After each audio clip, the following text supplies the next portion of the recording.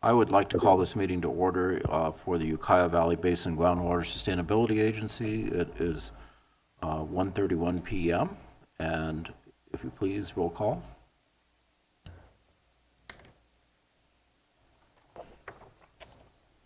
Director Gasca? Here. Director Navarez? Director McNairlin? Director White? Here. Director Crane? Present. Chair McGorty? Here. We have 4 of 6. That's a quorum. Okay, very good. All right, next on the agenda is the approval of the agenda. So I request a motion to... So moved. Second. Okay. Any items for removal? Guess not. With that, let's go ahead. Yes, Chair McGorty, there is one item for removal. Okay. It is agenda item H, 4H. I'm sorry, that was 4H. 4H. Yes. Okay. All right, with that in mind, let's have a roll call vote. Director Gasca? Yes. Director White? Aye. Director Crane? Aye. Chair McGorty? Yes. Motion carries. On to item number 3, which is public comment on items not on the agenda. I will open the meeting now for public comments. Is there anyone in the room who wishes to address the board on items not on the agenda? No? Is there anyone online? No. Okay. Then we'll move on to agenda item number 4A is the DWR Round 2 Sigma Implementation Grant Funding Update. Eric. Thank you.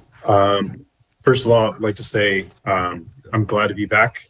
I've been on vacation for the past couple of weeks and I came back. Unfortunately, I do have bronchitis, so that's why I'm not there in person. So I apologize. Didn't want to get anyone that's sick. So I'm glad we're able to have this meeting today. For the DWR Round 2 Sigma Implementation Grant Funding Update, I unfortunately do not have positive news. We did not receive grant funding. We received 24 out of 28 points. It looks like the cutoff for funding was 25 out of 28 points. It was a very competitive process. I think 31 basins out of 70 some that applied received some funding or full funding, but a large majority of those who applied did not receive funding. And then another factor that I learned that possibly came into play as to why the amount of funding that was awarded was less than originally anticipated. So if you do recall, the state had set aside 200 some million, I think it was 250, $260 million available for funding, but they only awarded up to 190 something. The reason for that is that at the last minute, it appears, funding of $60 million was pulled from that total amount. And so that funding was not able to be used to support this grant process. So the way currently right now that we're addressing the situation and handling it is that there is an opportunity to provide a comment letter. And so I worked with the board chair and our staff to submit a comment letter, basically challenging some of the scoring that was given for our grant application. And so the way it works is that these are draft awards that have been provided so far. So these are not final awards. They're not final scoring yet. There is still potentially an opportunity for us to squeeze by and get the 2 top priority projects that we have a strong interest to get funded, which is the rate and fee study and the GSP updates project. So there's still a possibility that could occur. However, I don't know how high a probability that could be. So we did appeal that through that comment letter. We did submit that letter and we are going to wait to hear back soon. And I'm also in the process of trying to get a hold of the grant department leader for this grant application and the review process, Kelly List. I've talked to her on a couple of occasions, and so has the Larry Walker staff. I'm trying to get a meeting with her so Glenn and I, board chair and I, can talk with her to also talk about our grant application and the need for this grant funding that for Basin. And so that's unfortunate news. And I wish I could give you more positive news, but we're doing everything we can to try to appeal the scoring and to get a better result. But I think if anything, it just underscores the point that we can't always rely on the state in some circumstances, and in some of these situations that could be out of our control where funding is pulled that could have potentially been available. I think it just underscores the point that we have to come together as a local community to set our own path and destiny and see ourselves successful in the way we want to be successful. So we got to do the best we can with the situation we have. And so in the next agenda item for the fiscal year budget for going into next year, I have taken some steps to try to address the shortfall that we have, and I'll be going into more detail on that. And so that way we can make it through the next year and hopefully see the results from the rate and fee study to fund what we need to get funded in the future sooner than later. So that is the update for the DWR grant. I assume there could be questions or comments from the board or people online or in the room. So I'm going to pause and send it back to you, Director McCordy. If there's any questions or comments, I'd be happy to take those. Sure. Any questions or comments from board members? Well, as my Australian friends would say, bad luck. You know, we've done phenomenally well with state grants, and it's disappointing and a little shocking. And I think that Eric and I will have to use all powers of persuasion and maybe get some help even from some of our other electeds to make the case that this being a disadvantaged community, we're really reliant on this. We're getting hit kind of hard right now, not only with this, but also with trying to figure out if we're going to be able to continue to have and afford water from the Eel River Basin. And we're also, tomorrow, I will be going to the Regional Water Quality Control Board to have a discussion with them about the fairness of their proposed irrigated land waivers program, which doesn't make any sense to me and will also be expensive for us to implement as vineyard owners. So it's quite a week. All right. Any other questions, comments? All right. If not, we'll move on to the next item. Thank you for your report. Next item would be the fiscal year 2024 budget.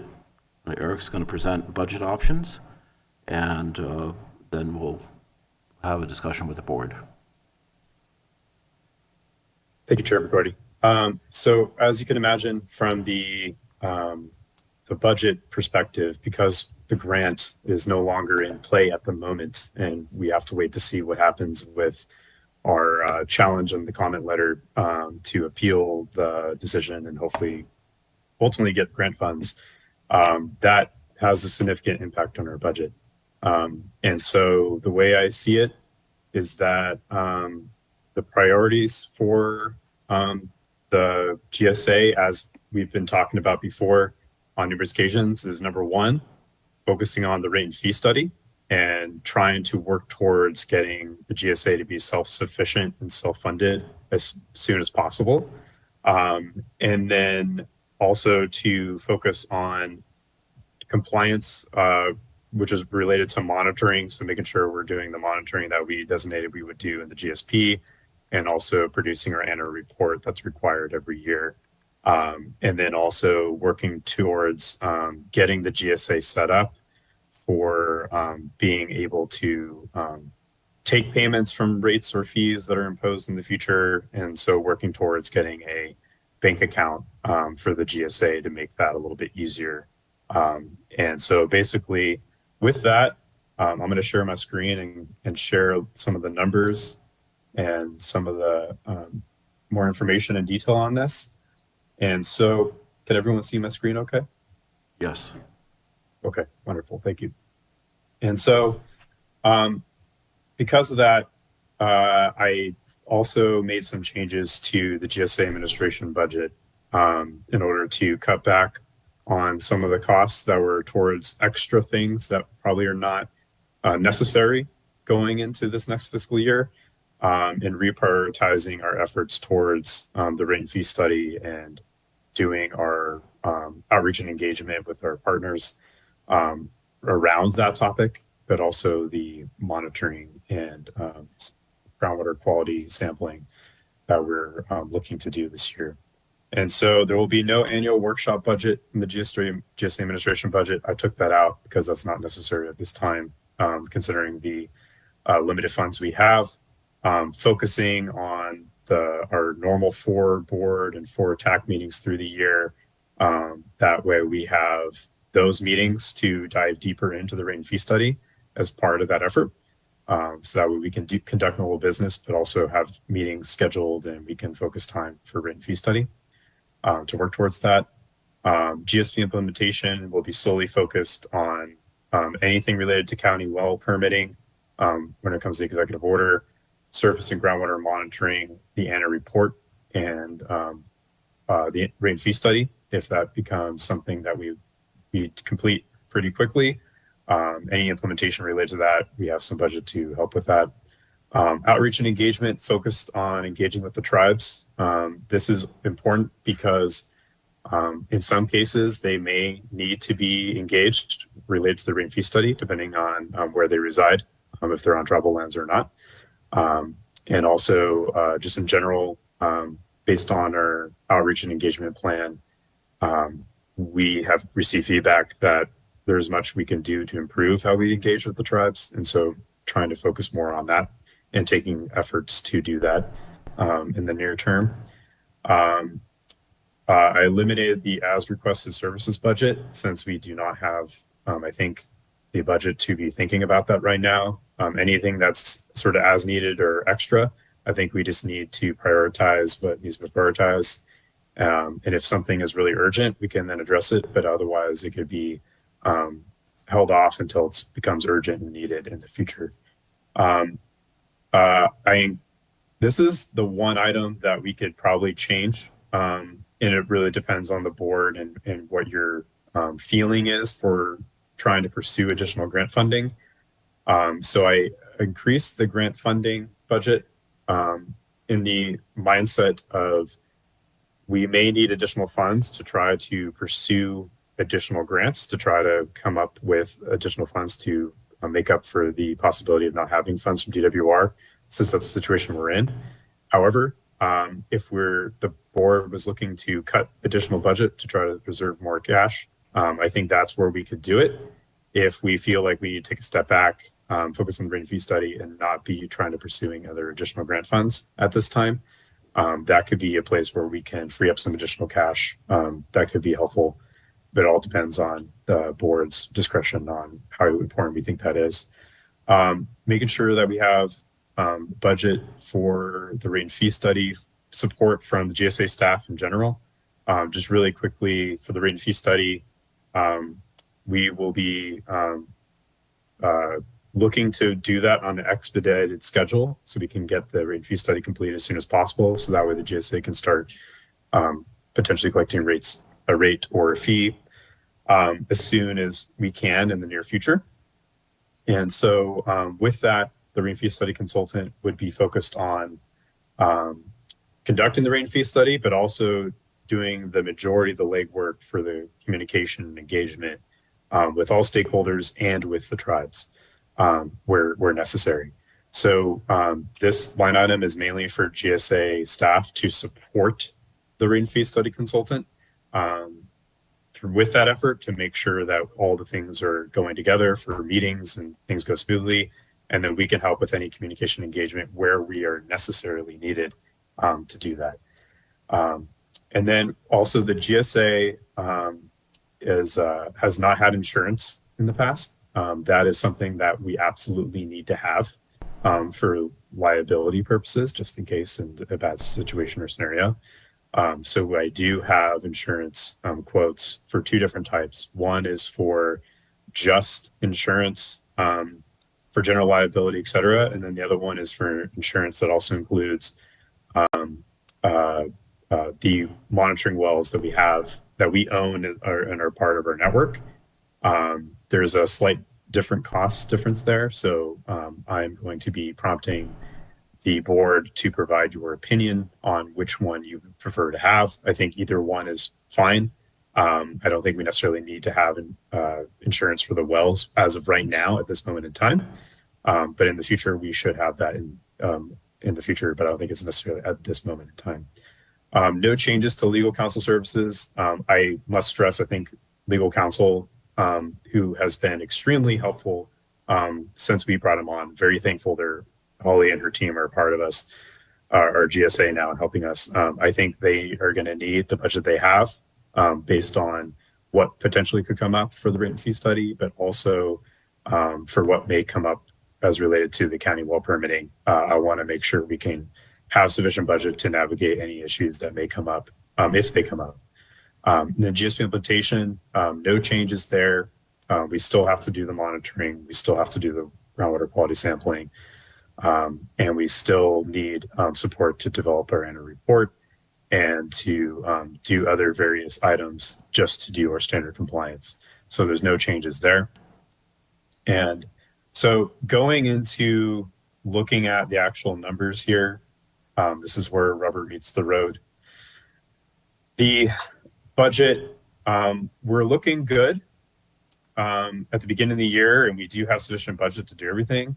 Where things get tight, and this shouldn't be new news. This is what I explained back at the March board meeting. And this is common amongst several of the GSAs I've talked to. They're all running into a shortfall going into the next fiscal year, towards the end of the year or beyond that.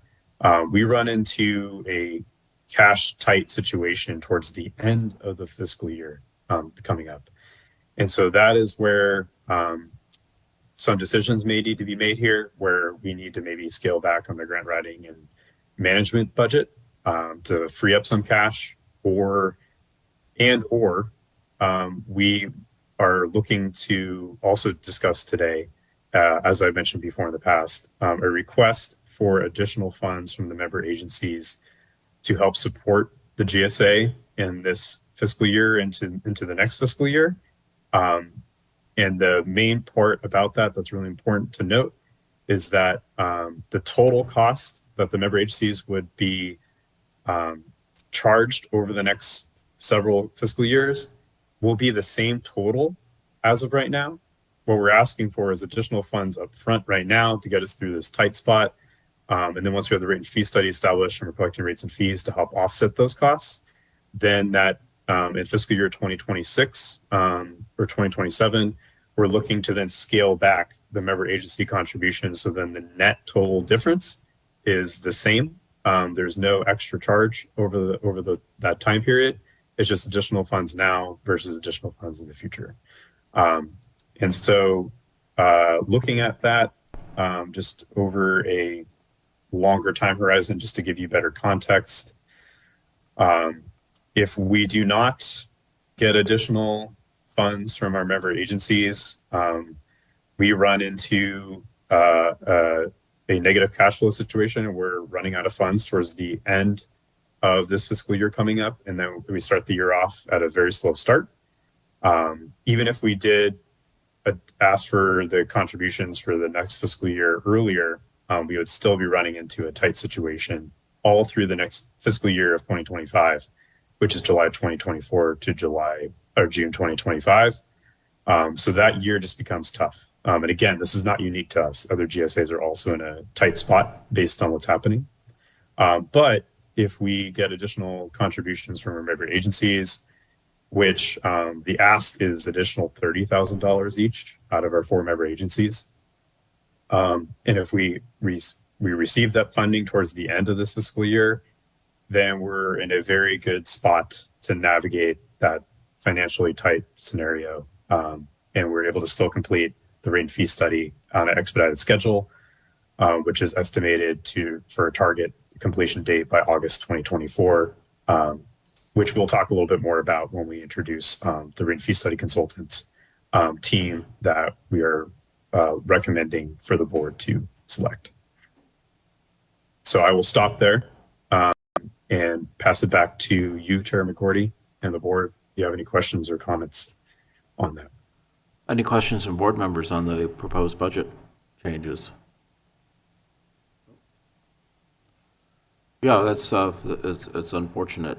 Just, you know, bad timing for everybody, because again, all I can tell you that Mendocino County, we're putting our balanced budget together with smoke and mirrors, basically, and one-time funds. So we should be okay, but we're short on cash. So I hope we can work something out with Department of Water Resources to keep this effort going, because our own contributions, is going to be hard to get more money locally.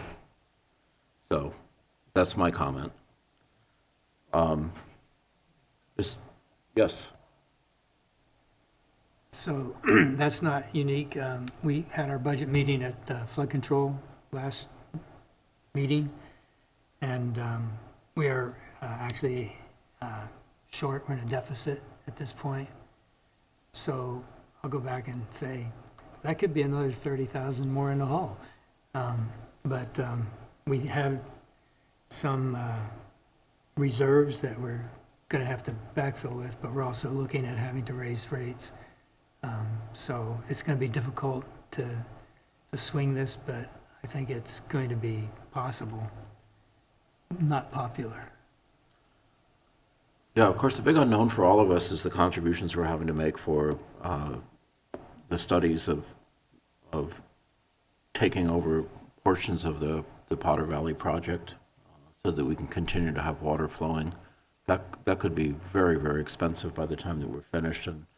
And in fact, I don't see how we can swing it locally, looking from my perspective as a supervisor at our budgets and what it's going to cost. So, you know, that's the political part of my job, that I really have to get the state to be more of a partner in these things, because especially in the case of this, it's an unfunded mandate that you wouldn't think is a big deal, but all these things are a big deal because they add up. And when you look at the base of taxpayers that are affected by this, it's relatively small.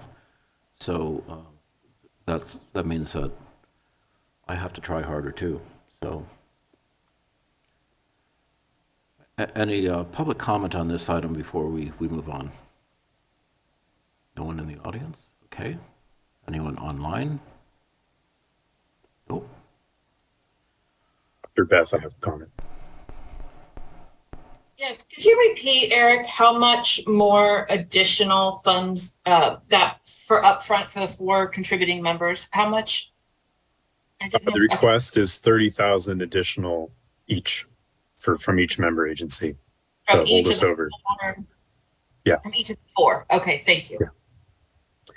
But again, I will say that if we wanted to cut funds somewhere in our budget for next year, if we feel that going after additional grants this year is not a wise move, we could free up $30,000 from that part of the budget, and then that could then offset the amount that we're asking for the GSA member agencies to contribute to hold the GSA over into the next fiscal year. So Eric, are you aware of any potential grant funds that we would qualify for to help us with our efforts to conduct the business of the organization?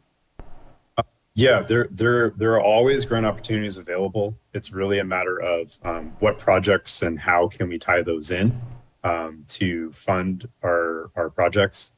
The unfortunate thing is I don't think there's any funding out there right now that could really help us on the rate and fee study part. I think that's where we're sort of on our own.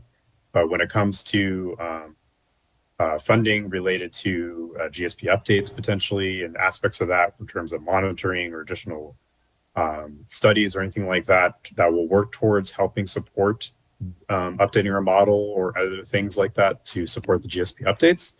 I think there are options out there.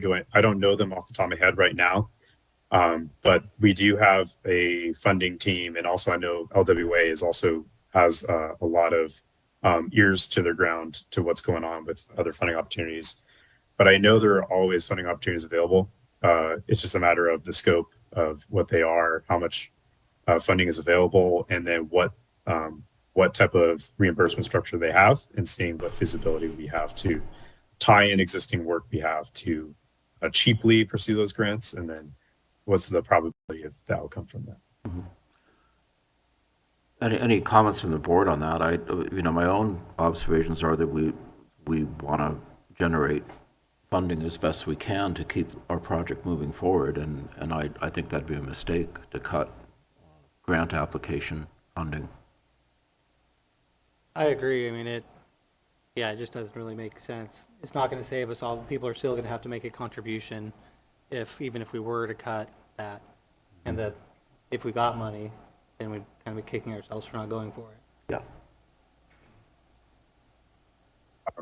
So the question I have for the board is, how would you like that request for additional funds to be provided to each one of your agencies to formalize it? Would you like a letter requesting it with justification?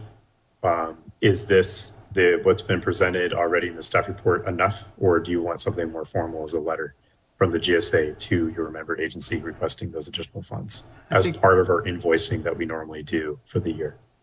Yeah, I think we need a letter because you have 5 agencies and you don't want 5 interpretations of what you just said. Yeah. So. Okay.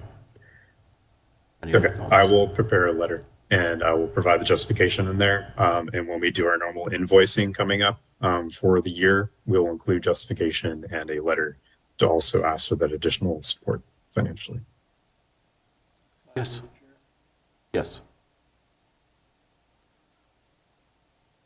Okay, so we have a motion for action? Yes? Yes, we do. Okay, all right. Then it's been moved and seconded to approve the action as amended, so, or as stated. It's also amended as well, isn't it? So all those in favor signify by aye, or, well, we'll do a roll call, sorry. Director Gasca, Aye. Director White, Aye. Director Crane, Aye. Chair McGorty. Yes. The motion carries unanimously. Okay, thank you very much. We're going to move on to item, Excuse me, Glenn. I have a public comment on that item, if I may. okay, sorry. Thanks. I have a question for Eric. In skimming through the baseline, the 2 options that you provided, does the option that the board shows, that was the second option, right, with additional contributions, does that then cover the cost of doing the 5-year evaluation that is required? That does not cover the cost for doing the 5-year GSP update. All it does is get us through into the next fiscal year without having a deficit, and provides us more time to then work towards collecting on a rate and fee that we have from the rate and fee study, if successful, to then use those funds to then start funding the 5-year update that we need to do in the near future. That is the purpose of those funds. Thank you. Follow-up question from that would be, is that enough time to do the 5-year evaluation if we're waiting for the rate and fee study implementation? I'm very concerned about the time constraints. Yeah, no, that's a good question. So in terms of the 5-year update, it is due in, I believe, January of 2027. Is that correct, Laura or Audra? I will let Laura Sorry. confirm. There we go. Yes, it's January 2027. Yeah, okay, Sorry. thank you. January 2027. So I do believe that should give us enough time to work towards an update for the GSP. The other thing that I've learned recently is that the GSP update doesn't need to be as extensive as I think we originally thought it needs to be. It could be a more simplified version of our original concept. So the original thought was that we'd have to sort of revamp the entire GSP significantly, almost like producing a whole new one. But from what I've learned recently is that the 5-year update could be a more simplified report that simply highlights the sections that need to be revised, and then basically being sort of like an update document, but not being a full-fledged revision of the GSP. Obviously, I think we would want to work towards revising the GSP to the best details we can and updating the model to data that we get. But I think that in the situation we're in considering the financial constraints that all member agencies seem to be having at the moment, in addition to the state, I think that this is our best option financially moving forward, and that the rate and fee study could be the mechanism that should give us enough time to hopefully fund working towards the 5-year update in a way that we can get it done and completed in a timely manner in January 2027. Director Gordy, I saw 2 different hands go up. I saw Chantel's first and then Laura after that. So I can't see. I have a follow-up on that too, if I may. So that was very helpful. Thank you.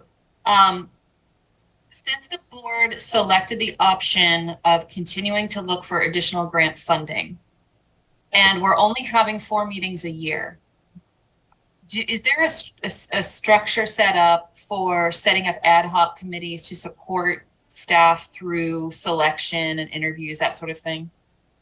Yeah. For potential and for apply. Well, sorry, I should say for applying for the grants, like putting together the grant pack application and reviewing it, and then potentially developing RFPs for approval, and then the RFP process itself. Yes, we do have an ad hoc in place that has not been disbanded yet to work on that exact purpose, and we could always revise that accordingly if we need to. Okay, my underlying question is really, does staff have enough funding to do what absolutely needs to be done in order to continue? So I think it sounds like I'm getting yeses on that.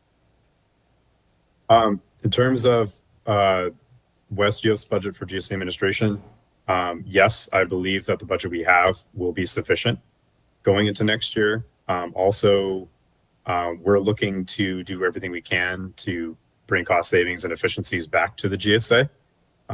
And when it comes to applying for future grants, I think we do have a lot of the raw materials already written up and ready to go. It's really a matter of identifying those opportunities and revising that content and changing the projects to be appropriate for the grant funding opportunity to make sure that we achieve the goal we want to achieve. So I think with that $30,000, we can effectively go after 1 or 2 grants that we identify as a high priority and a high probability outcome target for us to receive funds to help support our efforts. Okay, so Beth, are you done with your questions? I guess. Okay, so we'll go on to Laura Folia. I think I was after shut up, but I just want to make a quick comment. I think, Eric, you're right. The GSP update is not a full rewrite. We just need to remember that in the way we wrote our GSP, we were really saying that there were things that needed to be revamped, and we will get comments about that. So that's something that we need to remember. But I think we can be, I know the GSA can be very surgical in how and what needs to be redone. So I totally agree with Eric. And Eric, I don't know, I think also in terms of the grants, probably right now there are grants out there that are very quick. And I can tell you because we tried. So maybe we can just put our minds together and think Absolutely. about what can we do. There are grants that are out and they are 3 pages. Yeah. Literally. So, yeah. And 3 pages, we cannot spend that much money for writing 3 pages. So yeah. I feel like if the GSA board is on top, if you guys approve about having us thinking about options, we can probably come up with something good. Plus, this is the last one, sorry. I think DWR is still reconsidering some of the money. So I wouldn't be completely pessimistic because anyway, Ukiah got 24 out of 25. And I know that there is a little bit of revamping of the draft awards ongoing. So it might be that in August, we will feel already better. Yeah, fingers crossed. Yeah, finger crossed. Absolutely. And thank you, Laura, for bringing that up. I think we absolutely have the opportunity to be surgical, and I think that would definitely be the way to go. And I am very open to the board considering when we could do this to the ad hoc committee for GSA staff to partner with Laura and Audra and LWA to help identify those opportunities and pursue those opportunities, just like we did with the TWR grant. Yeah. Chantal, you have your hand up. Hi there. Hi there, can you hear me? Yes, we can. Great, thank you. My question is also related to 4A, and is it okay for me to proceed with that? I know that's not the agenda item that you're on right now, but it's related to the round 2 results. I guess so, sure. We're informal enough. It's probably all right. Great, thank you. Can you share what insights you have as to why the score resulted in 24 rather than 25 and higher, and what differentiated those awards that were approved versus the request that was not? Can answer the first part. The second part would be very difficult to answer, but I can give you just a really quick opinion on that.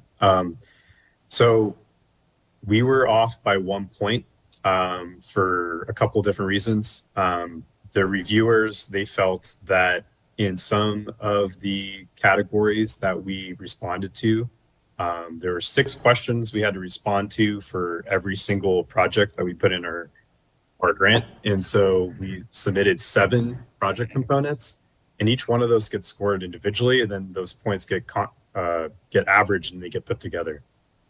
And so there was some confusion on some of the language that we put into several different component sections for projects.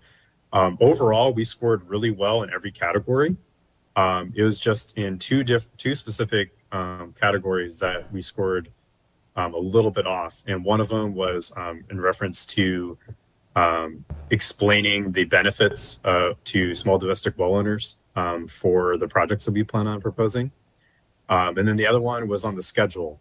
For some reason on the schedule, we got 0 points, which we strongly disagree with because the schedule they asked for was extremely simplified, and it was not asked for us to elaborate beyond a very simple schedule and explanation. And for some reason, the reviewers felt that they did not have enough information to determine what they needed to determine on that. If you ask me, that's totally not correct, because with a simplified schedule, you only can evaluate so much. And the other applications that we supported with in Sonoma, that were very similar to the schedules that we had, they got full points. So in my mind, I don't really know. So we challenged on those 2 particular questions in particular. So that way, hopefully we can get that next point to get to 25 and get maybe a little bit more points to get above 25. And as Laura said, in August, we should have a better understanding of where things are at. We could get lucky and that we ultimately end up getting selected for funds. And in our comment letter, we did emphasize that, yes, we submitted on 7 different project components, or 6 actually, but there's only 2 that we really, really need funding for, like now. And so we requested funding for those 2, and those total about $1.65 million, which is a drop in the bucket compared to the total amount of funding that's being available. So we're really hoping we could do that. In terms of how we stacked up against other basins, it is very difficult to provide an answer to that. We are a DAC, very much a DAC basin. And so for me, there were other DACs that were also funded, but there are other Would DAC you explain basins what a that weren't DAC funded. is? Oh yes, a disadvantaged community. Thank you. So DWR classifies basins based on priority, but they also did a study that quantifies basins throughout the whole state that have a certain percentage of disadvantaged community defined in their basin. And we're 85% plus a DAC. So we are a basin that's clearly at a disadvantage compared to other parts of the state and basins. And so there were several other basins that are very much a high percentage DAC like we are, who did not get funding also. And then there are other basins that are more affluent that got funding, and then other basins that were more affluent who didn't get funding. So it's really hard to say exactly what factors came into play as to why we didn't get funding other than the scoring sheet. And in comparing ourselves to other basins, it's very difficult to do. Okay, well, we better keep moving because we're on a schedule Yes. here. So with that, we're going to move on to item 4C, which is rate and fee study proposal review and recommendation. Eric? Thank you, Chairman Cordy. So we put out an RFP for rate and fee study. The board feels that this is a very high priority item for the GSA to become self-funded and sufficient in order to work towards a successful implementation of the GSP. And so that way the member agencies aren't solely and completely on the hook for funding the GSA, and hopefully can transition to not being agencies that have to completely fund the GSA over time. And so it's a higher priority for us to work on a rate and fee study and to create one that is successful and that does not get challenged legally. So we had an RFP that went out. We had 2 different proposals we received from highly qualified firms. And we did an interview process, and through the interview process, we had much deliberation amongst our rate and fee study ad hoc committee. And through that discussion, we are recommending the board select Hansford Economic Consulting, LLC, to perform the Ukiah Valley Basin rate and fee study. There's 2 big reasons why Hansford stood out to us. The first one is that Hansford has successfully performed several rate and fee studies, and in one case, they performed a rate and fee study that has been very successful in the Salinas Valley Basin GSA, which is economically and geographically and socially sort of similar in ways to Ukiah, where there's a very strong agricultural community. There's very active tribes and other stakeholders involved. And so we felt that they had a uniquely qualified experience in that regard, where they had a successful solution that worked well for the agricultural community. That could be very important for our basin as well. And also they had very strong letters of recommendation that had made them stand out very well. And also they're going to be providing stakeholder engagement and tribal engagement and outreach as part of their services, which is very important to us because as part of the process for the rate and fee study, it is very critical that communication is very clear and it is done in a way that is inclusive to everyone's opinions, and that there's a real buy-in from the community at large for this rate and fee study to be completed. And so then that way there's a very limited chance, or as much limited chance as possible for a legal challenge in the future. And everything we produce as part of the rate and fee study is what is used to defend yourself if there is a legal challenge. So it's really important we get it right. So Hansford Economic Consulting stood out to us, and so that's our recommendation to the board. And I also invited Catherine Hansford and Shailene Rowlands, who are part of the Hansford team, to join us at this board meeting today. So that way you, the board, and also those on the call have the opportunity to ask questions to Catherine and Shailene and talk a little bit more about themselves or their services if you have any questions related to that. So I'll pass it back to you, Chairman Cordy. Sure. Catherine, is there anything you want to add this time? No, I don't have anything to add. Thank you. Okay. So board members, questions for staff or for Catherine? Nope. Anyone on the Zoom call or in public who would like to ask a question? Holly? I just want to add that I had a great meeting with Catherine and her team about tribal outreach, and I think they're going to do a great job on it. And in order to be cost effective, I'm dropping some knowledge on them, and then they'll implement it. So that's a way that we're all working together to manage costs.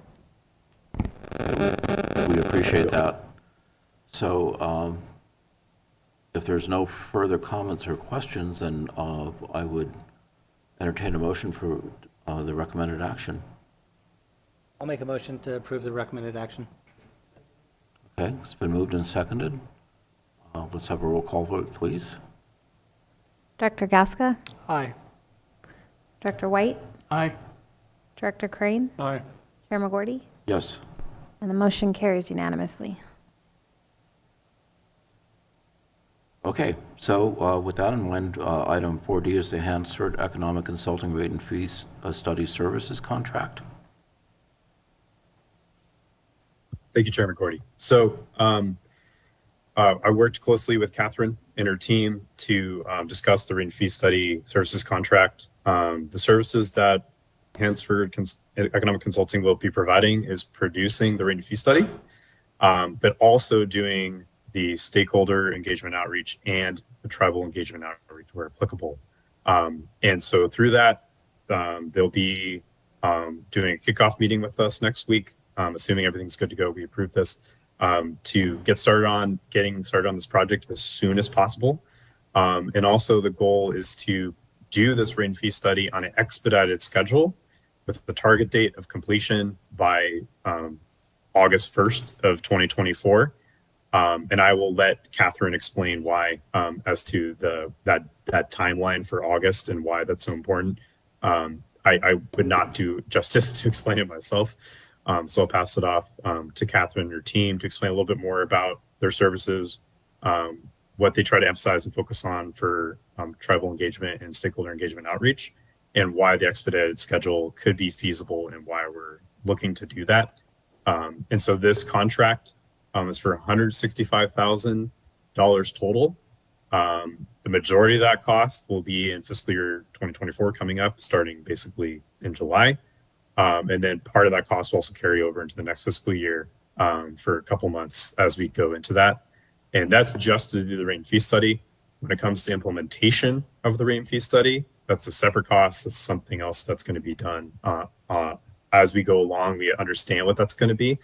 But as part of the rate and fee study, they're going to be looking at all the costs that we want to do for our projects and management actions, including implementation. So all that stuff will be incorporated in terms of understanding what the rates and the fees would be to fund a successful GSP implementation, accessible GSA management now and into the future. So with that, I will pause and pass it to Catherine and Shailene to explain a little bit about their philosophy, how they go about things, and also why that expedited schedule is feasible, and for the August 2024 deadline, and why that's a deadline for us. Thank you, Eric. All right, well, I'll start out with this schedule. I do think it is feasible to have this rate and fee study completed within a year or so. We have done such fee studies in Salinas and also in Merced, and we were able to conduct both of those studies within that time frame. So I know it's doable. But the main reason for that August 1 timeline is that most likely you will be placing the fees onto the property tax roll. You may not get all of the fees onto the property tax roll. We have to see how the fee structure works out, but most likely it will be on the property tax roll. And the county requires that all of the information to put the fees onto the tax roll be sent to them by August 1. Some counties have slightly different deadlines, but actually the water code says by August 1. So that's the main reason for that deadline. And then working backwards from there, we need to think a little bit about a little bit of time frame for getting that final database put together, working backwards from there, by what time in the year the board would have to adopt the fees. Working back from that, the public noticing period is 20 days. And then certainly accounting for plenty of time for the opportunity for public outreach and input, both with the tribal and with all the other stakeholders and members of the public. And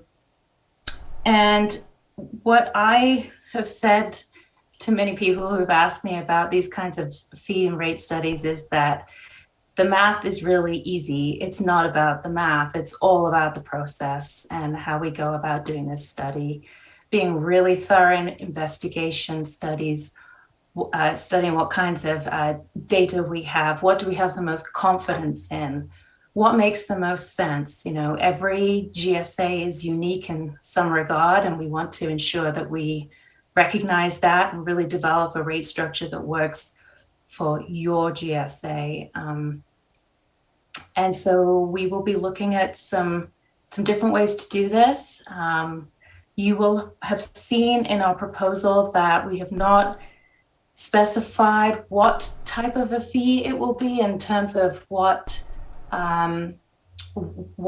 legal authority it is adopted under. So it could be under what we call a Proposition 26 type of fee, or it could be a Proposition 218 type of fee. I will say that the timeline I have said for a year, I think you can definitely do that for the Proposition 26 fee. It could end up being difficult to do with a 218 fee because there's a lot more lead time involved with that. So there's a longer public noticing period. It has to be at least 45 days. And there would be more mailing, outreach. We probably have additional workshops for Prop 218 type process. So there is a lot more involved with that. But it's hard to say right now which one is the right way to go. But we'll hash that out pretty quickly. I mean, the first things that we will be focusing on is the financial. You know, we've seen the budget today, but we also want to consider, we don't want to just look at the next year. We'll be looking at a few years to see if there's any big spikes expected in 1 year or not, whether we need to be looking at doing any smoothing. We need to be looking at things like, do you need a prudent reserve to be collected? Do you keep member agency contributions? Do you phase them out? Those types of questions, but we can get to that pretty quickly. And then then we really are taking this deep dive into what's the best data available to work with for this study. And like I said, it's super important that there's a high level of confidence in what's being used in the study for the fees. And then we will really work on outreach, and we will be looking at, are there particular groups we should be targeting, either as in-person sessions or through postcards or some kind of communication. I make sure we get those groups. And yeah, do you have anything to add, Shailene, on the outreach, or did I? I think you covered it pretty well. Apologies, I don't have a good voice right now. So no, I think the main thing is just doing a really good, thorough stakeholder list, and also working down the path of engaging the tribals and making sure that we're very respectful and follow the correct way of reaching out to them, and recognize that, you know, their sovereign entity and respect that, and really make sure that they feel included in this. Yeah. So I think that's great. Thank you so much, Catherine and Shailene. Back to you, Chair McGordy, and the board. Any other questions or comments? So I think a question for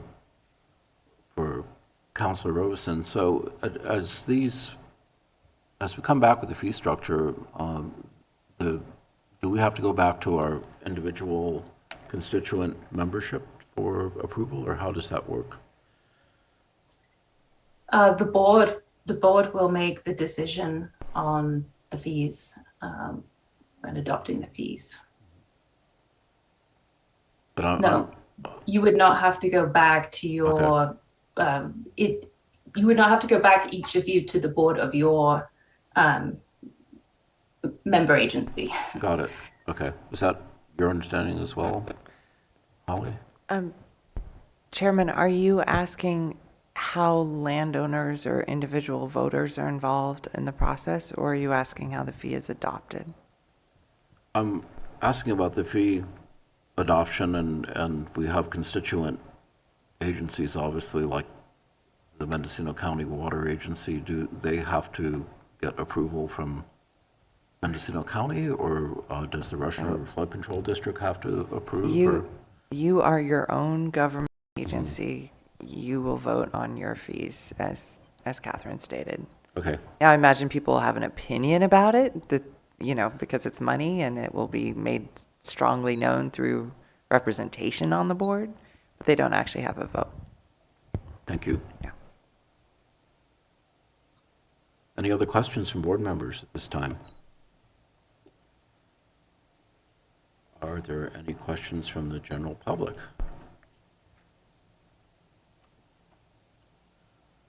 I don't see any hands, so with that in mind, I would entertain a motion for the recommended action. I'll move the recommended action. All second? Okay, moved and seconded. We're ready for a roll call vote. Director Gasca, Aye. Director White, Aye. Director Crane, Doug?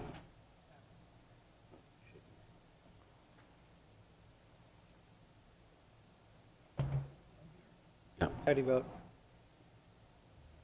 yes. Okay, Chair McGorty, yes. and the motion carries unanimously. Very good.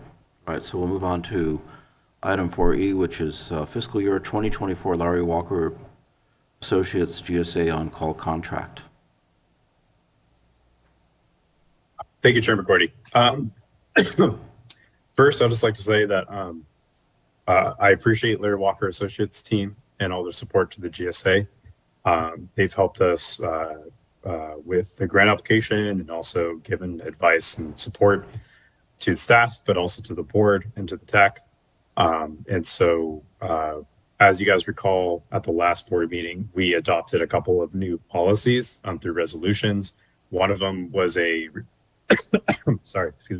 revised policy on the financial limit for how much our on-call contract could be, that could be sole source versus not.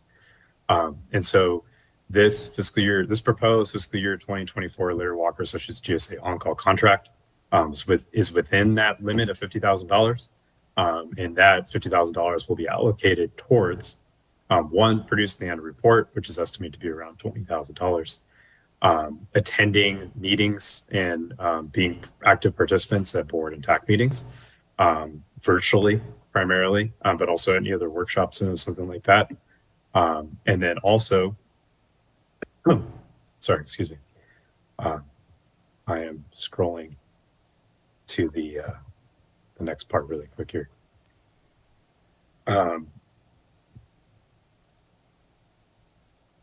Apologize, my computer froze for a moment.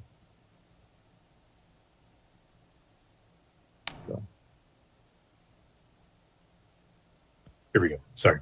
But also they will be supporting the data transfer and support for the rate and fee study, since they have been maintaining the database for the GSA that was used for the GSP development in the model. Quite a bit of that data will be relevant for the rate and fee study.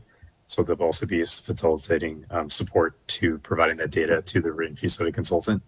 But then also any other GSP related technical support as requested by myself in conjunction with advising with the board chair and the vice chair if there's any specific needs that we have, providing those requests in writing. So it doesn't necessarily mean that Larry Walker will use that entire $50,000, but just having that $50,000 available to continue doing business as usual, but also to have their expertise on call if needed for specific tasks that might come up that we will require them to support us. So that is what the on-call contract entails and the cost for that on-call contract. And this contract and the other ones we'll be talking about are already all included in the adopted fiscal year 2024 budget. So back to you, Chairman Gordy, on if there's any questions or comments. Sure. Any questions or comments from board members? Al? Yeah, just so I understand, this existed in in this current fiscal year as well, right? Yes, we had an existing contract that was to be completed in June of 2023. So this is a new 1-year call contract renewing with Larry Walker Associates for next year. Right, so, and it's an on-call thing, so it doesn't, like you said, it doesn't mean that you're gonna spend 50,000, but you can Yes. spend up to 50,000. So did Yes. we spend 50,000 in this year? So this past year, we spent up to about 68,000 to date, but that was for reasons beyond the scope of this right here. So that was because we needed additional support to repair stream gauges and to do some field work out there. For that, also they supported they also partly supported the grant application, which had a cost associated with it as well. And they were supporting with the transition of the new GSA administration staff, being myself and others, with knowledge transfer and understanding of what's going on at the technical level. So then that way we can successfully step into this new role and work with them to address the needs that we had. I do not anticipate we will be spending more than 50,000 in fiscal year 2024. I think that what's been estimated and costed here should hold true through the rest of the fiscal year. And also because the budget situation we're in, I'm going to be very cost conscious. I already am that, but I'm going to be even more cost conscious for my own budget that I'm managing for the GSA administration, but also for any consultants that we have working with the GSA. So, just so I understand, it was a 50,000, but we spent more than that, but not from that budget? No, let me clarify. So in this current fiscal year, not in the next one we're going into, that this is estimated to be 50,000 for, that contract originally was $25,000. That was increased in order to, through several board meetings, we did 2 different amendments.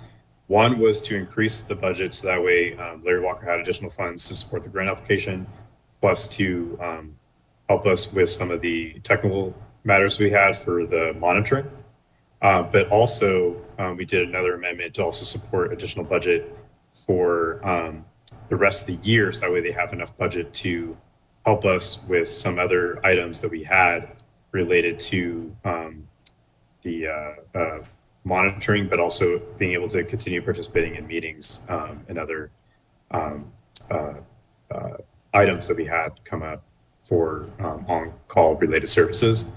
But that was a completely separate thing from last year. So it was 25 originally, then we upped it up to 72,500 at the end. We're going to be on budget with that this year. That's already been accounted for in this year's budget, and we're on budget for this year. But for next year's budget, this is a $50,000 contract. This is all inclusive for everything we anticipate they will be, we will need their support on. And I do not anticipate we will be needing to go above the $50,000 mark. I believe we will be at that or below for next year. Okay, thank you. You're welcome. Okay, any other board member questions? Any questions from members of the public? I don't see anyone in the room. I don't see any hands up on the Zoom call. So with that, I would entertain a motion for the recommended action. I'll move the recommended action. I'll second it. Okay, moved and seconded, ready for roll call. Director Gasca, Aye. Director White, Aye. Director Crane, Aye. Chair McGordy. Yes, The motion carries unanimously. thank you. So now we're going to move on to item 4F, which is Mendocino County Resource Conservation District GSA on-call contract. Thank you, Chair McCourty. So for this contract, I'm going to share my screen because there's a little bit more detail. That'll be difficult to describe if I did not share my screen and show you. So just a really quick recap, Mendocino County Resource Conservation District in this current fiscal year that's going to be ending this month, their contract was for about 30,000 initially, then we upped it to 40,000 to accommodate some additional monitoring for groundwater quality sampling that needed to be done. That wasn't originally accounted for in the beginning. So that total contract was 40,000 for this current fiscal year that's ending this month.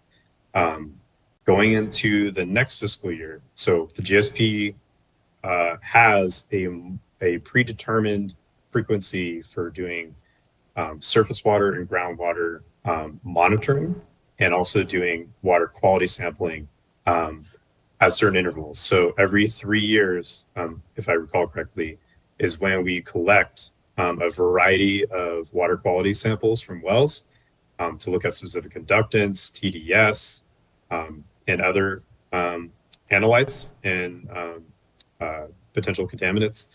That's a part of our GSP. And so every 3 years, we do a full suite of groundwater quality sampling, in addition to our normal, regular monitoring of water levels, and then also some, and then annual nitrate sampling, and also specific conductants. So this coming fiscal year is when we are scheduled to do the next 3-year water quality sampling event, right? As we wrote about doing in our GSP. So because of that, there's some additional cost to this original thought for doing the sampling and the monitoring. So as I said before, for sole source contracts, we have a $50,000 limit. Anything above $50,000 requires an exception to bid form. Okay. So I filled out an exception to bid form. It is in this board packet. And after talking to MCRCD, and also just my understanding of the board's general consensus is that Mendocino County Resource Conservation District is a local trusted partner that has longstanding relationships with landowners and others. And they also have experience doing groundwater monitoring, and they're also increasing their knowledge and skills to learn how to do groundwater quality sampling more effectively. So this contract for $61,000, which is above the $50,000 threshold, requires section to bid. So that's included in here. And so what they would be doing is their normal groundwater elevation monitoring that they do every year, which we monitor all the wells in our monitoring network frequently, monthly.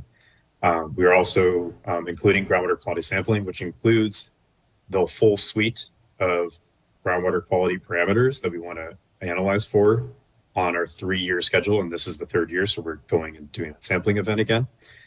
So that is why the costs are a little bit higher versus last time, because last year we did not do the full suite of analytical monitoring and collection. This year we're doing that. So it's an increased cost with that.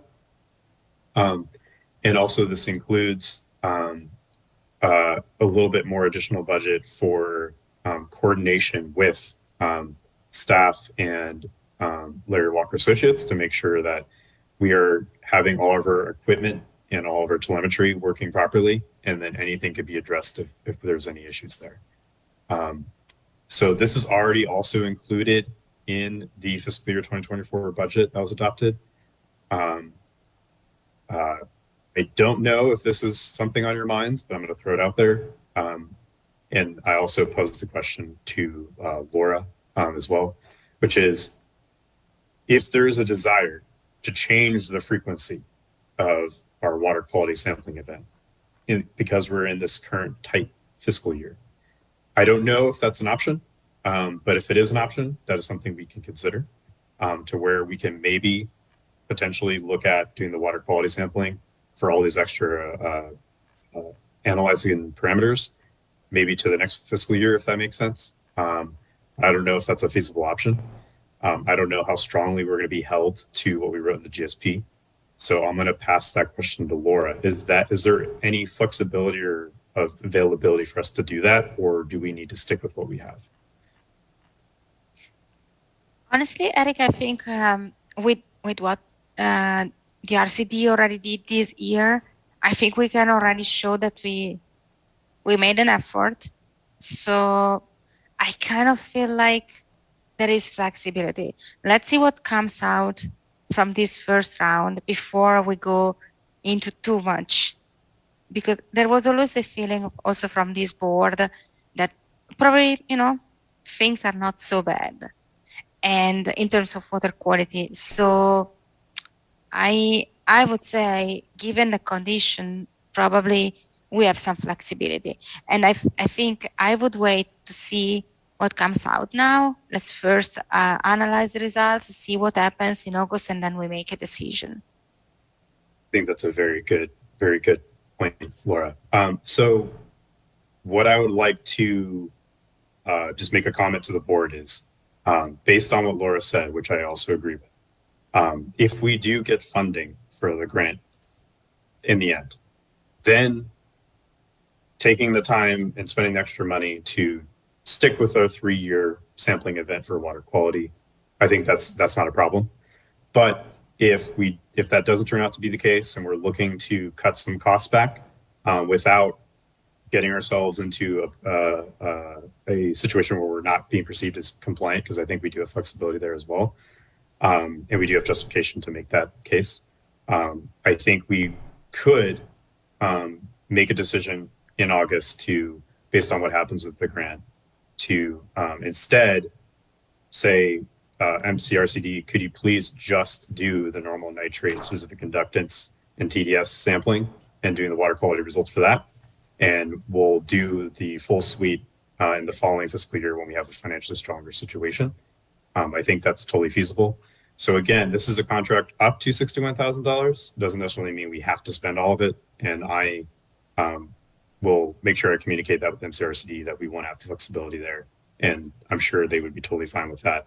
And they want to do what's best for the board. So it's here if we need it, but we may not fully spend it, is the bottom line. Okay, questions from board members? Comments?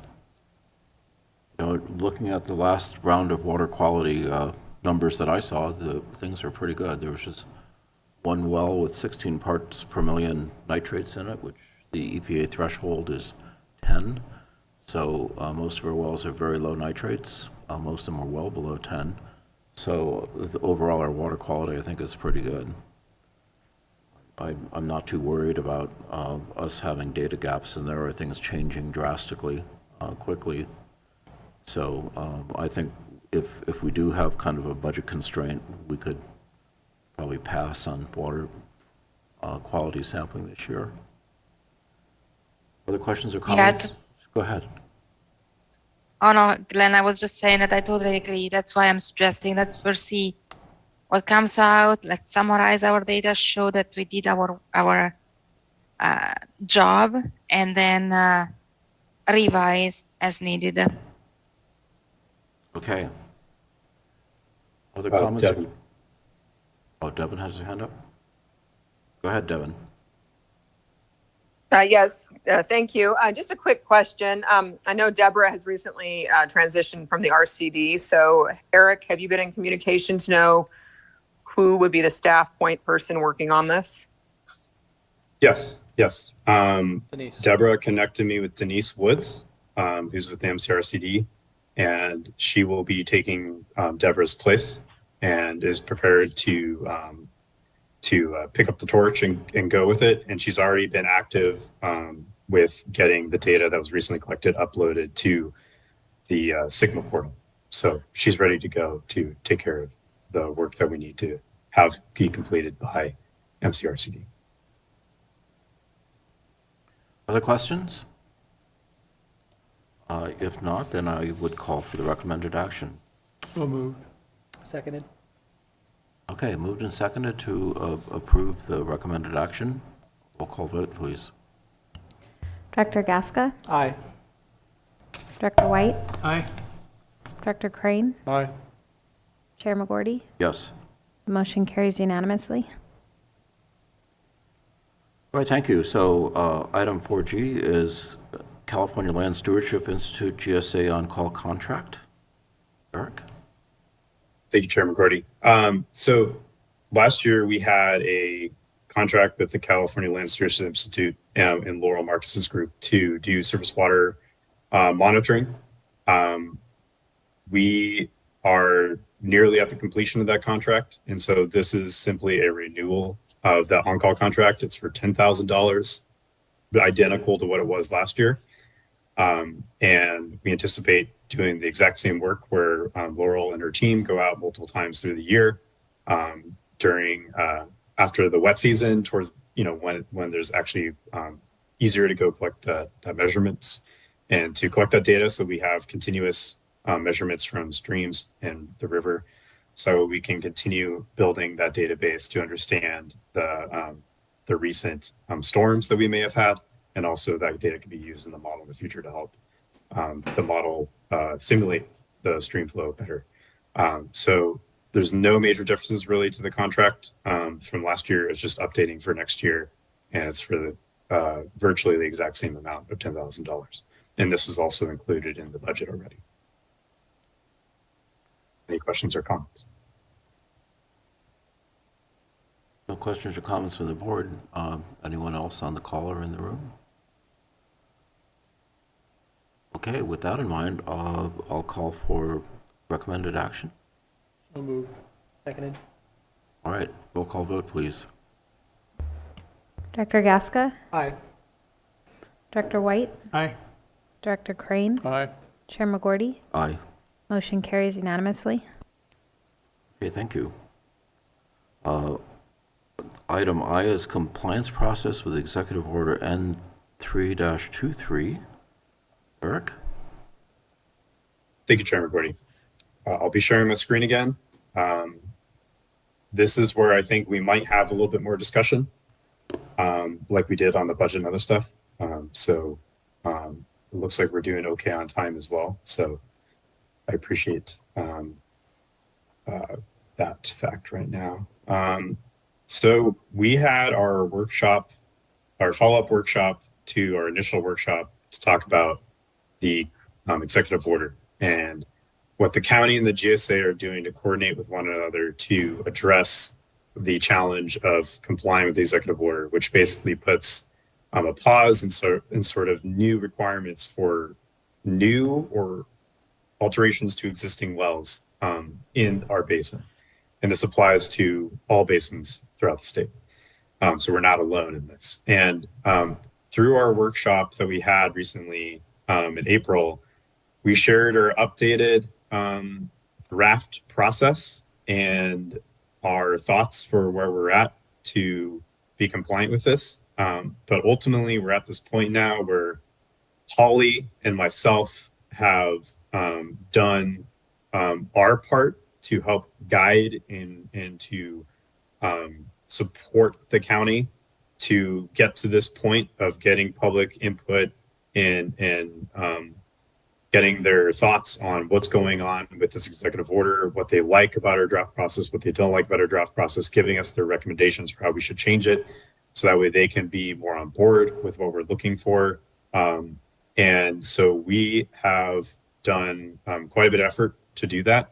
And that was part of why this year we had an amendment to our administration budget, was to help support that a little bit more. But we're at this point now where the county council and the county environmental health and the board of supervisors, they have all the information and knowledge that we could provide them to help them along their journey to develop the next steps for what are the requirements ultimately going to be.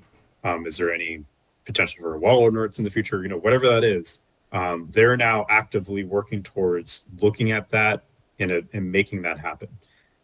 So overall, the feedback from the workshop was overall, I think, positive and very constructive.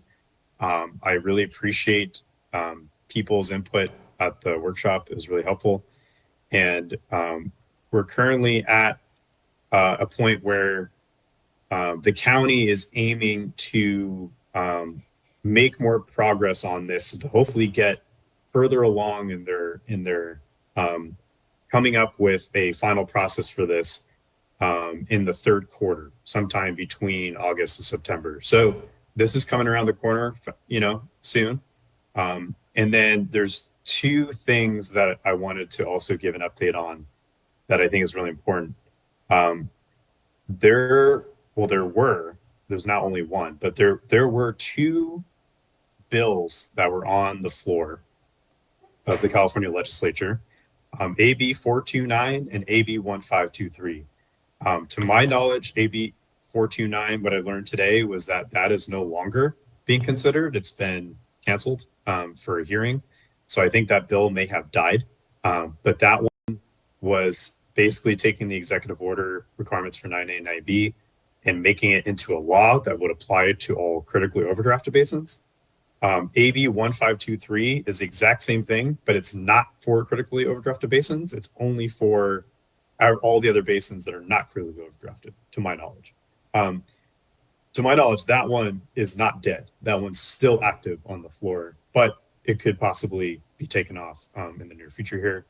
So last year, the similar bill was put up to the California legislature, and the Association of California Water Agencies and numerous other groups, including Groundwater Resource Association, we all opposed it, and that got squashed.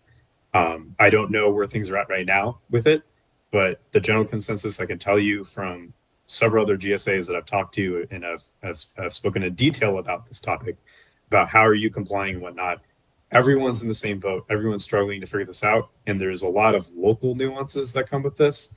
And so I think that the GSA has done a great job, and very thankful to Holly and the Chronic team for helping us along the way, and also Chair McGordy and others, getting us to this point where we have done our part to the best we can to engage the public, letting them be aware of what's going on, give them the opportunity to give us their feedback and comments. And then now it's up to the county to take that and to move forward with it, because ultimately they're the local well permitting agency.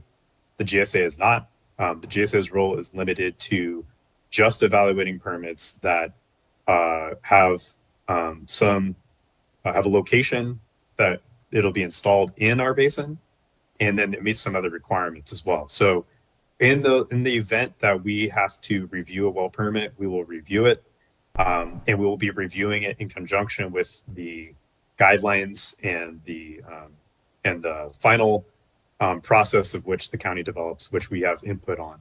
And then that way we should be on the same page with evaluating well permits based on 9A, and then the county evaluates permits based on 9B. So that is the current update on compliance with the executive order. We've done our part. It's now in the county's hands, and the county is working diligently right now to work towards finalizing the process and requirements. And we're hoping to see and get an update in the next couple of months to see where that's at. Thank you. I just want to comment as well as someone who's participating in this process from the county side. So the philosophy we're working with is that we want to work inside of our existing ordinances and regulations as much as we can and not impose anything new, if at all possible. And yet we still need to be cognizant of what the Ukiah Valley Basin Groundwater Sustainability Agency is required to do by law. So we actually met today and had a discussion.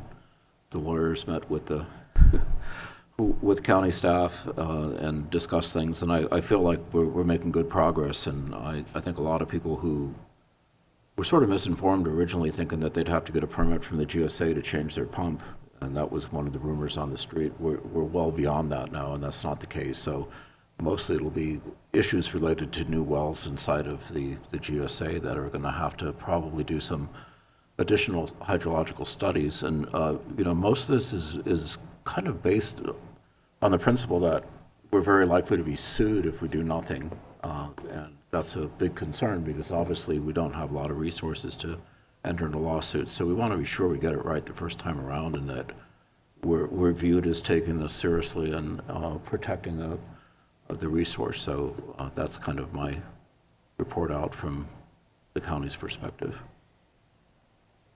Any other questions or comments?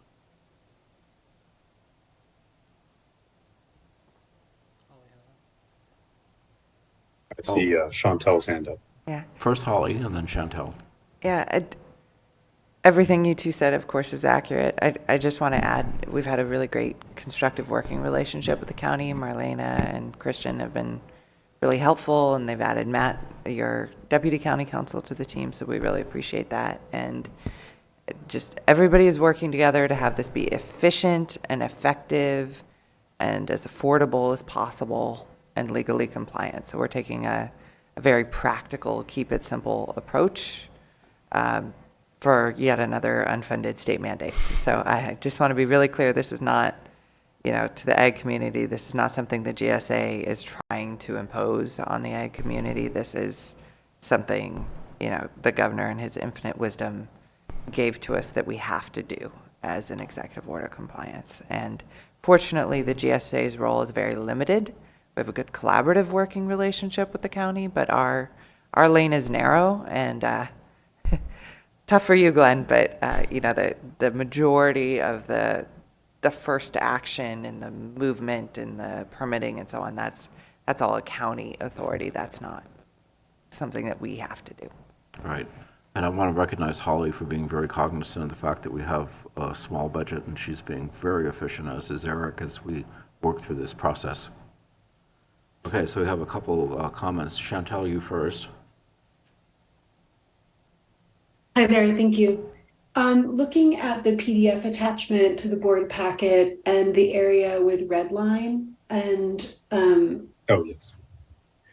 and so I'm wondering, I was making some advocacy regarding multiple use wells that have a cumulative use of less than 2 acre-feet. And I can get into this specific question, or I just would like to ask, when will an updated document be available for the public to review? That's a really good question. So I'm going to share my screen again, just so everyone's aware of exactly what Chantel was talking about.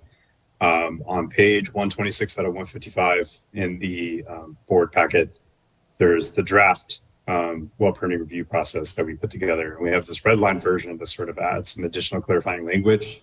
And that was an attempt to capture as much of the feedback as we could from the workshop that we received from all those who attended. It was very well attended, by the way. There's over 30 some people there, like we had before.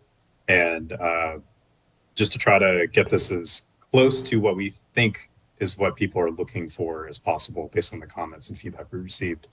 The updated version of this, I do not have an ETA on that. I assume that the county, as they're working towards getting towards a more final process to this, that in the next couple of months, they will be updating this or creating a version of this that is more clearly defined and easier to follow and read. It might be in a different format, but I assume that they're going to be working towards that, and they will be putting this out for potentially another public comment review. But the best person to ask about that would probably be Marlena and or Christian, Curtis or Matthew from County Council and Environmental Health Services, since they're taking the lead on the rest of this process now. Thank you. You're welcome. Okay, Devin. All right, yes, thank you. Devin Bohr, Mendocino County Farm Bureau. Just a quick follow-up, and this might be for Chair McGordy. So if the county is sort of moving forward with, revising that red line, would that be coming back to the water agency meeting, or where would that draft be presented ultimately? I believe it would be presented to us most likely first, but at some point it'll also have to go to the Board of Supervisors, I believe. Yeah, I think as Holly mentioned, we have a good working relationship with the county and county council. So if we get a revised version, I'm sure we're going to see it pretty quickly. And I know just my default will be advocating for a public forum or another workshop or something like that, or public comment period for the public to provide additional input on the updated version, since that would be a new version that would be coming out in the near future potentially. And then if we wanted to, we could have it come to the GSA if we requested that. I don't know if that'll happen, but we could do that if that's desired, Devin. And then I also believe that it would eventually go to the Board of Supervisors, and it would be in Glenn and the other supervisors court to approve the final version. Sure. Holly, you have a comment.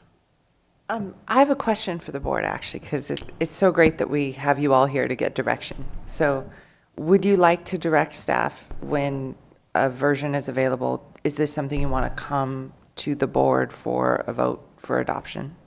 Or do you want to delegate authority to have this adopted at the staff level? Considering it could be controversial, I would recommend that it go to the board for a vote. However, you only meet quarterly, and so it might be something worthy potentially of a special meeting so that it's not delayed. The county council says they're looking at third quarter calendar year, so that's July through September. Likely it's not happening next month, right? Given all the budget issues on everybody's plate, would be my guess. So Yeah, we could use your direction, please. Support special meeting. Yeah, Al? I support a special meeting.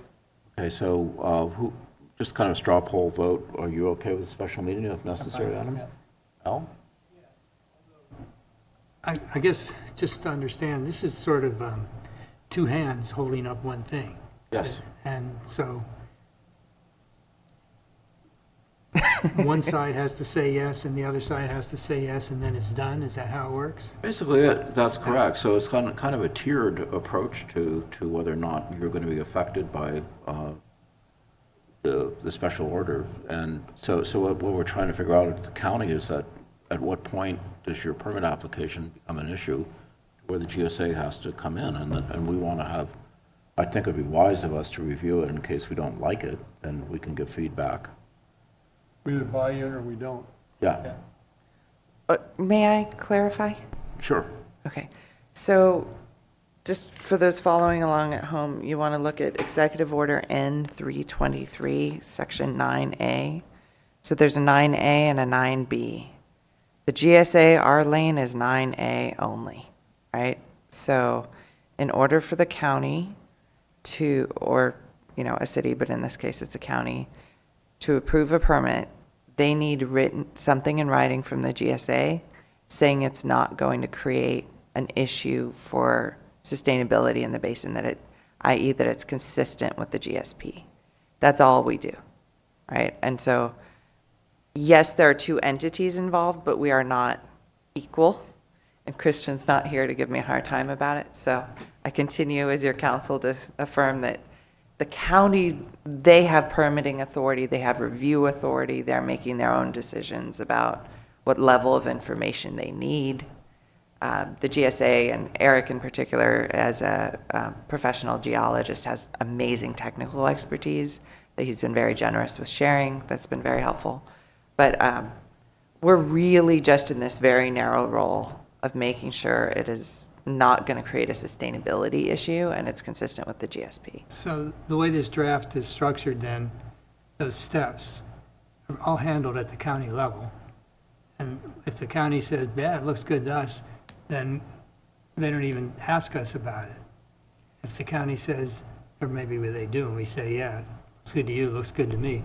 But if they say it doesn't look good to us, we don't argue it. We just say, no, it's not good. Is that how it's set up?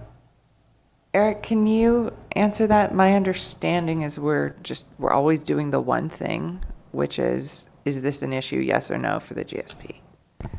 Yeah. So in general, we are only responding to 9A. 9B is very much in the lane of the county. And then the overall decision to approve a permit also falls to the county in the end. But as part of them developing this process, they are asking for our feedback, and we've been providing that feedback all along. I find it very hard to believe that the county council and environmental health services and the board of supervisors would not ask for our thoughts and opinions and give us the opportunity to provide comments before they finalize it. So then that way, in general, we're all in agreement. Just to clarify, it being the process, not the permit. Yes. Right. Yes, exactly. The process. So I think I think there will be an opportunity for them to say, hey, here's the updated version. This is what we're thinking about finalizing. Could you give your comments? We could bring that to the board, and then we could have a special meeting to discuss the specific item, provide our comments, vote for adoption of it. Just, especially if it's very much aligned to what we think we can comfortably make our determination for 9A and have no issues, then that should be a no-brainer. If we have concerns, obviously we can write those up and provide those back to the county as part of the results from that special meeting. And then that could be taken into consideration by the county before they finalize it and take it to the Board of Supervisors for approval. So the board has a couple options here if you want to have a more formal role in reviewing the process, right? So you can have the final thing come to the board for a vote if you want. I would recommend that you do so it's a little more formal because it's such an important issue. If you want to be more involved in reviewing the draft, right, before it comes to the board, you have a couple options, right? We're currently working closely with Chair McGordy, so we can continue doing that. If you want to have an ad hoc, you could appoint an ad hoc committee of 2 people, right, so that we can communicate with more of you. We could circulate via email, but because of the Brown Act, we can't. You cannot all be involved absent a special meeting. So if you all want to be involved in looking at a draft, the solution there would be a special meeting. You, of course, also have your quarterly meeting, but if the county's going to try to get this done third quarter, that could line up really well with our existing third quarter meeting, right? So you might need a meeting in between that's a working meeting if you all want to have input. So that's just how we keep it very public and transparent. Sure. Al? Yeah, so I'm looking at step 5, which is either go right to step 5, pass go and don't collect 200, or you go through steps 2, 3, and 4 on the way. And we don't even appear until step 5. Correct. And all we do is, if through those prior steps, it was determined that it was compliant, we say, we provide our written verification does comply. And if those previous steps, the determination was does not comply, then we provide cannot verify. We don't say comply, we say can verify, cannot verify it. And that's pretty simple. And it doesn't require us to go back and check other people's work, which I like. Because I'm not competent to check anybody's work on that subject. And the draft, I mean, if the draft works for that, for the county and for the people that are going to be affected by this, it works for me. So I don't want to start getting in there and poke my fingers in the draft. So yeah, that's all I got to say. Sure. Yes. My sense is Can keep it simple. you turn your microphone on? Thank you. Is it on? Keep it simple. Staff puts it together. It comes to us, so our fingerprints are on it. Call it a day. Yeah, that's basically true. So we've basically given it our blessing, saying that this process is acceptable to us, particularly from the perspective of what our involvement is. So, okay. Any other questions before we move on? Any questions from anyone in the audience? Yes, please approach the mic and state your name for the record. Hi, good afternoon. I just want to take a second. My name is Andy Rogers. I'm the administrator for the Santa Rosa Plain GSA. And I just wanted to add that what manager mentioned earlier about everybody struggling with this is absolutely true. Attended a sold-out statewide event last week from the Groundwater Resource Association. Lots of GSAs there of all sizes. Everybody is struggling, and I'm coincidentally sitting on a panel next week to give feedback for what our experiences at GSA has been being asked to implement or comply with the executive order. So I reached out to, so far, and including Eric and others, but about 10 GSAs, and I'm getting sheets this long from everybody. And so, the silver lining is it's really connected a lot of all sizes of GSAs and resources and expertise. And so I think we'll get to the finish line somehow, but I think we're going to benefit from being connected in this way. And hopefully this information can inform 1583. I think that's the one that's still on the floor.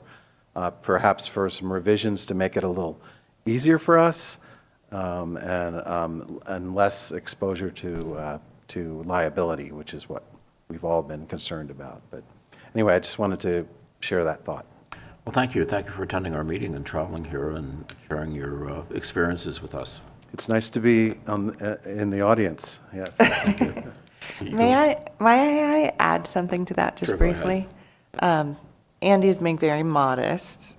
Andy also has a leadership role at West Yost, which of course is where Eric works. And when I say we're all working together to minimize costs, a great example of that is Andy has graciously agreed through Eric to, make sure that if there are issues they're addressing in Sonoma County with those GSAs, where I also have the privilege of working with them, we're keeping an eye out, right, for templates and prior work and prior analysis, which of course always has to be tweaked and modified and tailored for the unique situation in Mendocino County. But that's one way that having that level of consultant actually helps us save money. It helps us be very, very efficient with our time.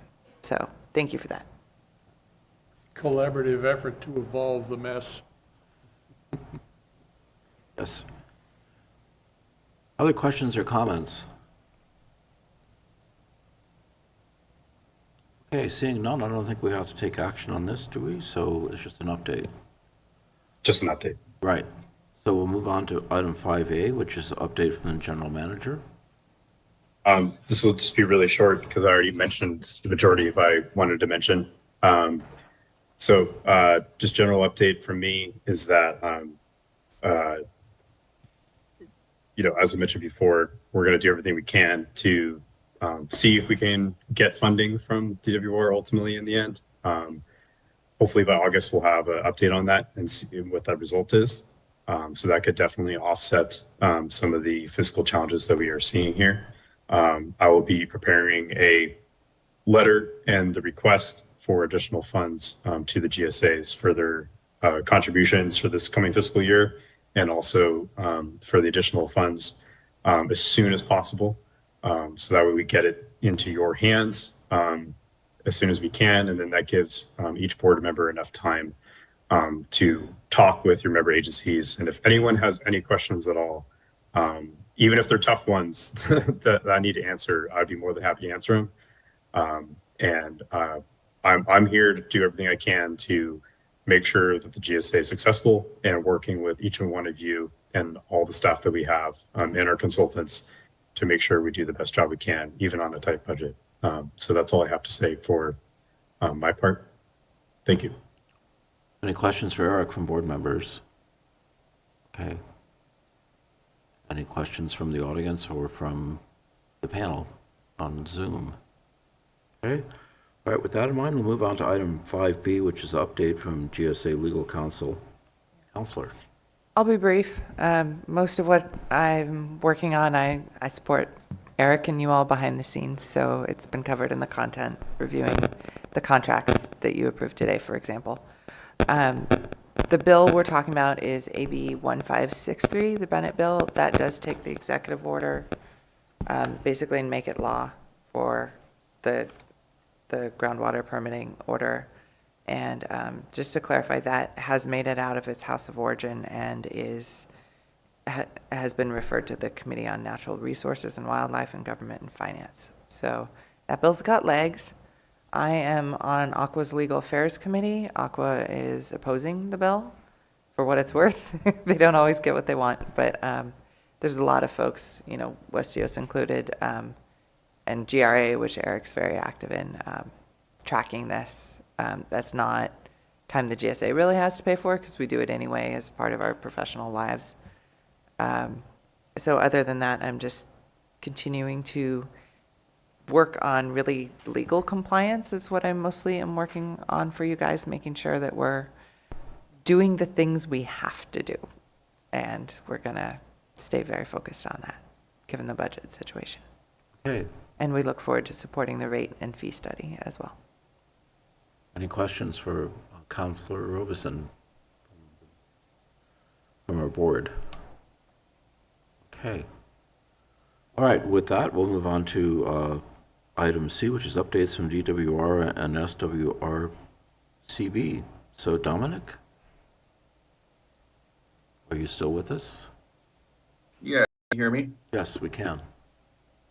Yes, I don't really have any updates. I did send Kelly a message about, you guys reaching out to her. She did let me know that they've gotten over 100 comment letters, and so they're not going to be our grants office won't be meeting individually with people. So she asked me to pass that on.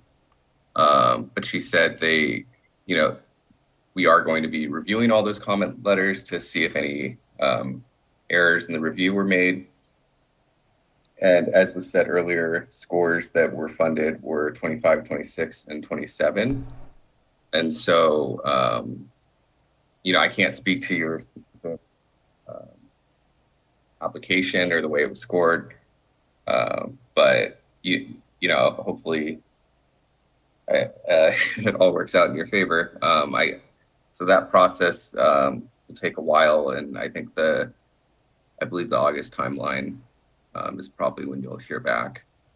And then the other thing she asked me to pass along is that if you're so inclined to reach out to your local officials and ask that SGMA funds be added to the upcoming water bond.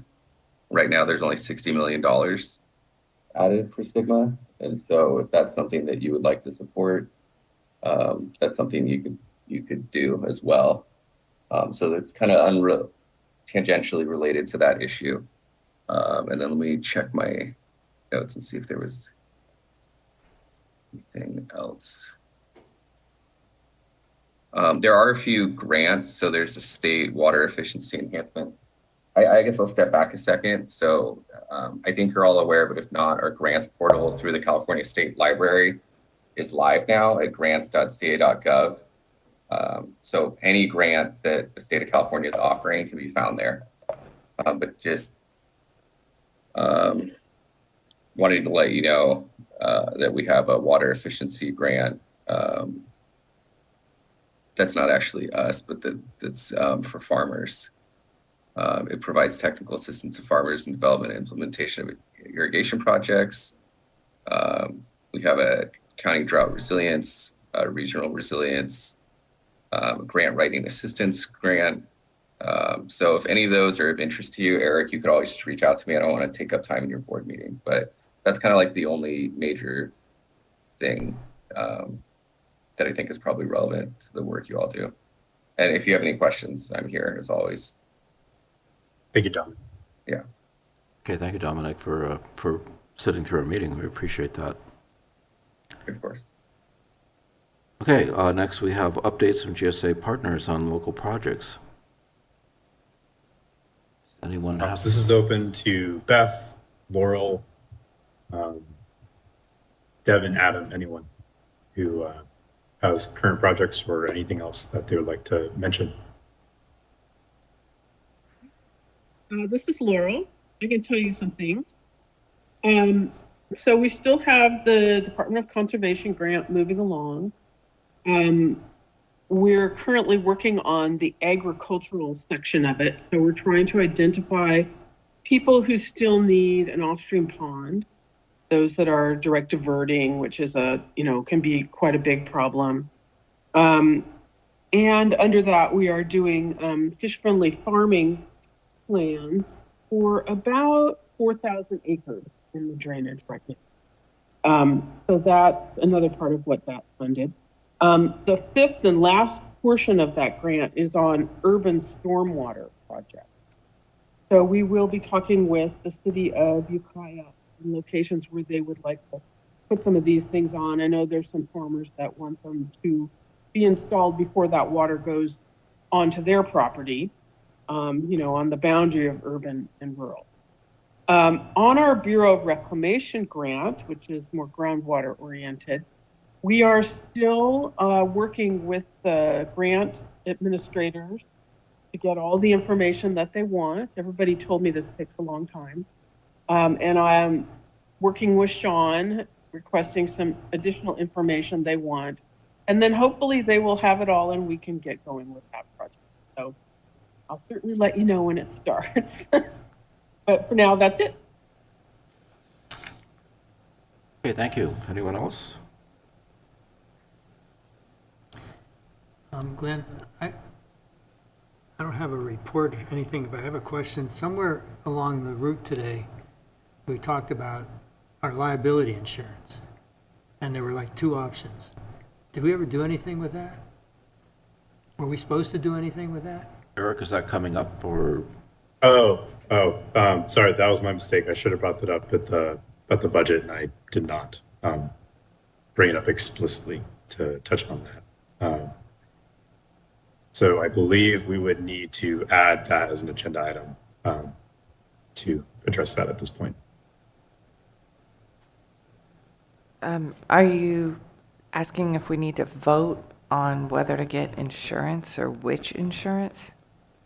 I was mainly looking for a comment on which insurance we would prefer to do, and not necessarily a vote, but I think we might need one if we really wanted to go down to that level of detail, though.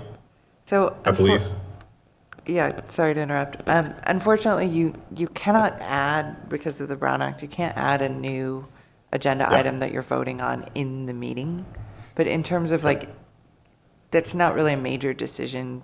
You're not deciding whether or not to get insurance. You have to have insurance. It's not much of a debate. So I don't know that it needs to be agendized, right? But if you want to provide some direction to staff on your thoughts on how extensive of insurance you're interested in, or assign a board member to follow up with staff on that issue. What was the difference in price between the two? That's the only point there was. $1,500. So the simplified insurance that does not have the coverage for the wells was $2,500, and then the coverage for the wells, I believe, was $3,900. Another Let me double check. $1,400. Go for the cheap one.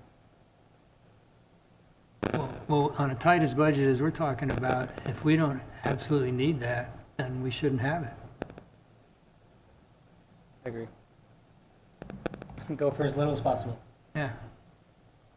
Yeah. So, if you need direction, that would be my direction. So it sounds like the board is giving you direction to keep it as cheap as possible at this Correct. point. Unless our, Keep it simple. Do the bare minimum. yeah, unless our fortunes change, and then we can discuss it. All right. Okay. Thank you. I'm sorry for the confusion and that sort of mishap on that one. Apologize. Okay. Item number 6 is our consent items that I would entertain a motion to approve the So moved. consent items. Unless there- Seconded. Okay. Been moved and seconded to approve the consent item agenda. Roll call vote, please. Director Gasca, Aye. Director White, Aye. Director Crane, Aye. Chair McGorty, Yes. and the motion approves unanimously. Okay, with that, I think that's our meeting. That's a wrap. So unless there's something else last second that I didn't cover. Glenn, there's only 2 other agenda items. They should go really quick.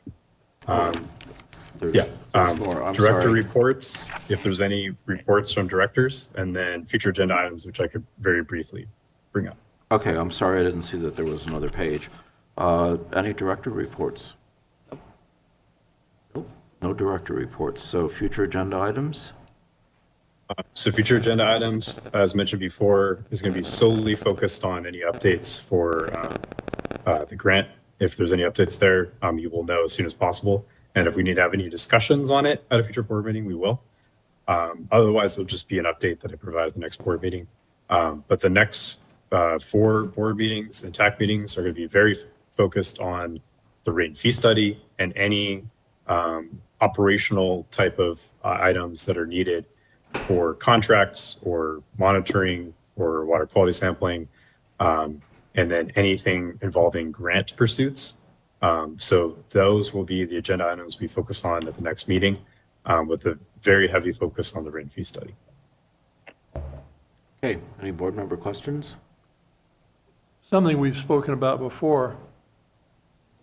Each of the water agencies is already doing sampling of their water, right? Yes, that is true. Is that enough information to satisfy the requirement if we can simply collect it? Yes. So for the city of Ukiah, for example, they do routine monitoring for water quality parameters. A lot of those parameters are already covered. So the water quality sampling that we were talking about for that for SWRCB to do on a 3-year schedule is mainly tied to the monitoring wells that we are responsible for and we monitor that aren't being actively monitored by any other water district or agency. So I believe, as Laura mentioned before, we've made our best effort. We do have justification to probably stall on that this year and pick it up at another time when we have better financial situation. And we'll see where that goes based on what happens in August, if we get that grant application ultimately approved or not. And if not, we will forego that sampling at those specific monitoring wells. So that way we still have some data from the city of Ukiah wells and others, but that should be sufficient for now. And then we could always address that at a future time in the next fiscal year when we have more budget to spare.